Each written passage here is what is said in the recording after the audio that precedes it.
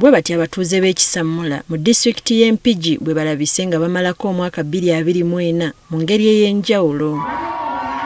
Abalala gye bamalirako omwaka mu bbaala n'ebivvulu, abakulembeze b'eno baasalawo okukungaanya baana, abavubuka n'abakadde ne beetaba mu misinde gye mu bunabyalo. Tukibwamu abaana abato, abakadde, abakulu, abalema, bonna twetaba wamu kubeera nga tunyumirwa olunaku olusooka omwaka. Wano abatuuze bwe batutegeerezza nga bwe bakolera awamu n'abakulembeze baabwe ne bagula ebirabo okubiwa abawanguzi okubazzaamu amaanyi. Emisinde gino okuyambako abantu baffe mu byobulamu.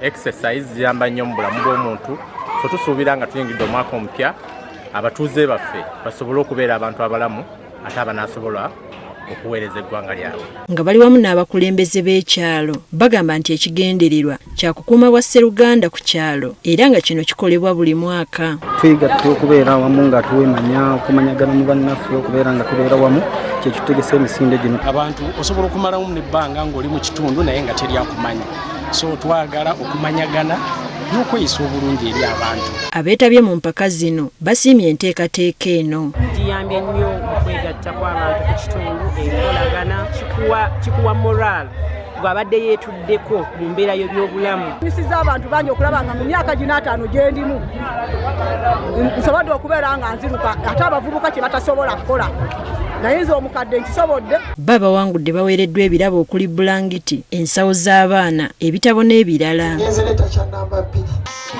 Mu ngeri y'emu abatuuze abakkiririza mu by'obuwangwa n'ennono bakuŋŋaanidde ku mugga Mubeya Ennyenga mu Kyaggwe okwebaza emisambwa ne balubaale okubasobozesa okuyita mu mwaka 2024 nga bakulembeddwamu omukongozzi omukulu ku biyiririro bya Mubeya Judith Natumani Mubeya batandikidde ku mugga Ssezzibwa okwolekera ebiyiririro bya Mubeya nga bwe bayise ebivvulu. Bano lutuuse ku biyiririro bya Mubeya basoose kunaazibwako mu mazzi okweggyako ebisiraani ng'eno bwe banywako. Tuzze okusaba omwaka gwongere okutambula obulungi. Kulira ekifo kino ekya Mubeya Cultural and Heritage Center Judith Natumani Mubeya era ng'ono ye mukongozzi omukulu ku mugga guno Mubeya ategeezezza nga bwe kibadde kibakakatako okwebaza emisambwa gyabwe. Tuvudde okusazibwa nga tumaze oyita mu mwaka ne tujja ku Mubeya n'ebisolo nga bw'obiraba n'embuzi, abantu abajja okutwebaza nga twebaza okuyita mu mwaka tegubadde mwangu. Bano oluvannyuma balambuludde enteekateeka ezigenda okukolebwa ku kifo kino ezigendereddwamu okutumbula ebyobuwangwa n'ennono naddala mu bavubuka n'abaana abato be bagamba okusuulawo ebyobuwangwa byabwe mu butamanya. Kaakati amazzi ago malungi, amazzi galimu omukisa, boogana abanosaba galimu omukisa, boogana abagago b'endwadde, abantu bonna ne boolabye abo bonna ttiimu gy'empise nayo. Abamu ku bantu abeetabye mu bikujjuko bino batubuulidde ekisinza okubaleeta era abamu balabiddwako nga bawa emisambwa gyabwe ebirabo bye babadde bagyetikkidde. Buli lwe wegatta ku jjajja Mubeya ensooba ogisemberedde ogiwangula.